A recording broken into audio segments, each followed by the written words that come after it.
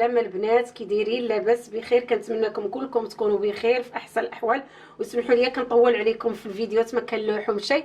اليوم ان شاء الله غادي نقدم لكم كيك كتسمى الغابه السوداء. كنتمنى الوصفه ديال اليوم تعجبكم وندوزو للمقادير. بالنسبه للمقادير وطريقه التحضير، عندي هنا كاس لاروب ديال الزيت، عندي كاس مكامش ديال سنيده، 3 البيضات، عندي واحد 2 خمارات ديال 8 غرام، 2 ساشيات ديال الكاوكاو المر، عندي ساشيه ديال الفاني، 3 البيضات، وعندي هنا 2 كيسان ديال الدقيق. والدقيق كما كنقول لكم دائما على حسب كل نوعيه ديال الدقيق، كاين اللي كيشرب كاين اللي ما كيشربش. وبالطبع انا درت دابا قبيصه ديال الملح هنا في الاناء اللي غنخدم فيه، وغنبداو على بركه الله. انا رزقت 3 البيضات، كنضيف عليهم السنيده،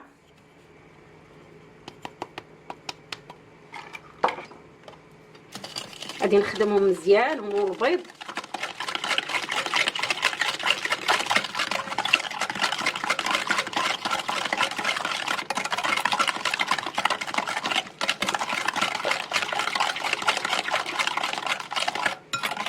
كنخدمهم مزيان حتى ما تبقاش عندنا ديك الحبوبات ديال السنيده.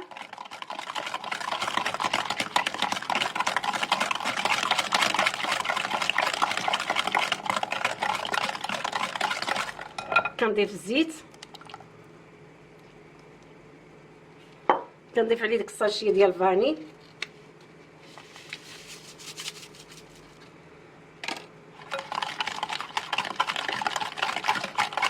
الكيكه البنات كتجي رائعه وكتجي لذيذه.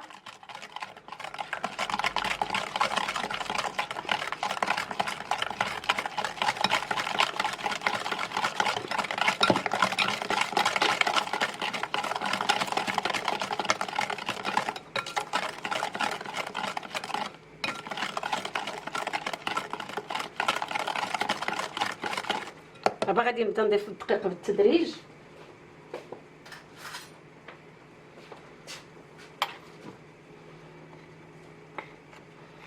كندير غير نص الكميه،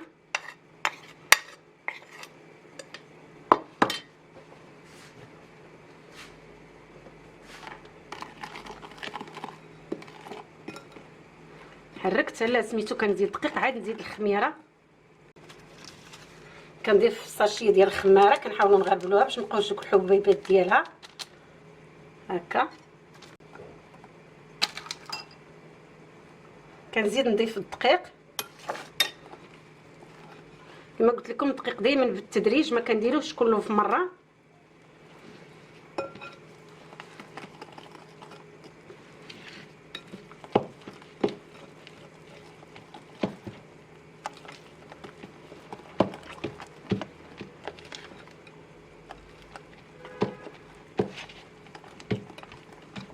غادي نضيف دابا الكاكاو،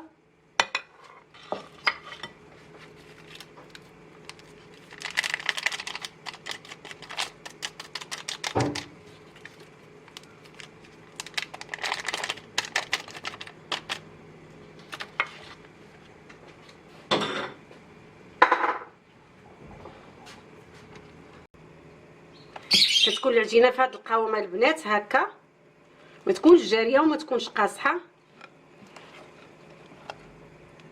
نخدموها مزيان باش داك الشوكولاط كله يدخل في الخليط.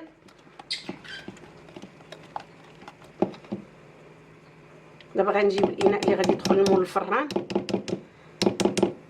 ما خديت المول دهنتو البنات بالزبده ودرت ليه الدقيق. دابا غادي نضيف ليه الخليط. ملي نبغيو نكبو دائما نهزو يدينا هكا الفوق،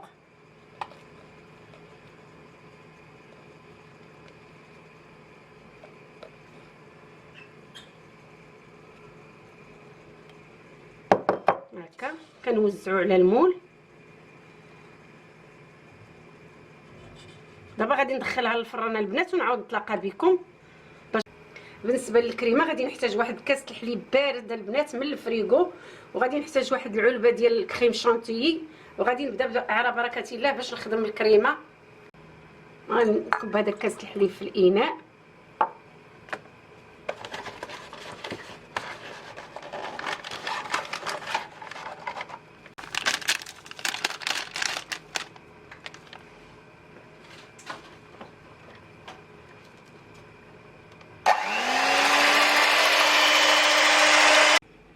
بعد ما البنات وجدت الكريمه دابا غادي نديرها في الثلاجه تبرد، وغادي نجيب الكيكه باش نسقيها. بعد ما خرجت البنات الكيكه من الفران هي باقا سخونه، قطعتها دابا غادي نسقيها بالسيرو بارد. ملي كتكون هي سخونه كنحاولوا نسقيوها حنا بالسيروم بارد. درت 2 كيسان ديال الماء، درت 3 المعالق ديال السنيده،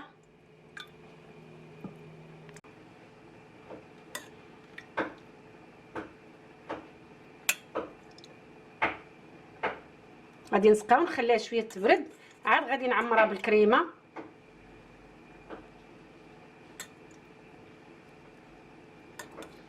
بعد ما درت الطبقه الاولى دابا كندير الطبقه الثانيه. حاولوا نعمروها بالكريمه مزيان.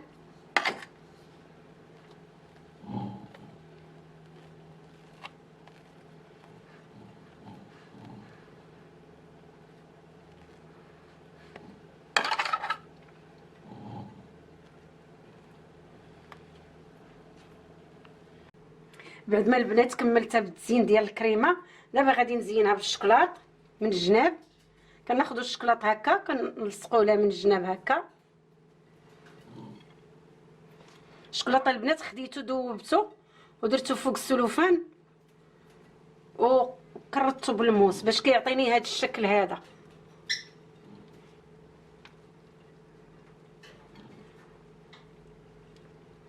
غنمشيو معاها هكا غير بشويه بشويه حتى كنكملوا الحلوه ديالنا كلها.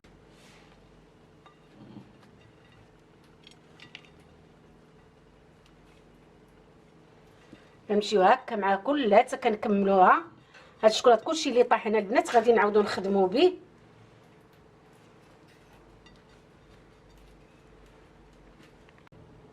كان البنات هذا هو الشكل النهائي ديالنا ديال الحلوه ديال اليوم. بعد ما كملتها في التزيين زوقتها بهذا الليف خوي والشكلاط. كنتمنوا الوصفه ديال اليوم تعجبكم، وما تنساوش دعموني بلي لايك وشاركوا في القناه باش يوصلكم دائما الجديد.